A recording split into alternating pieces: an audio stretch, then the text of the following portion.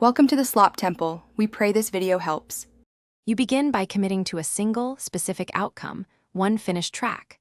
First, pick a style and set a 3-month deadline so you avoid endless tweaking. Next, assemble minimal gear: a DAW, a reliable condenser or dynamic mic, and headphones. Once done, create a simple project folder structure and enable cloud sync plus a local backup. Make sure to set daily 30-60-minute work sessions.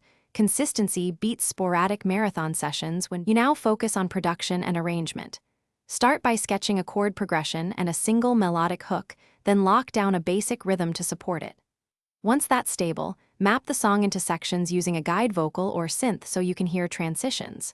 Proceed in 3 passes: foundation, texture, and polish, and save distinct version states so you can revert when needed. Also, make time to bounce rough mixes for quick feedback from a trusted listener. You finish by mixing for clarity.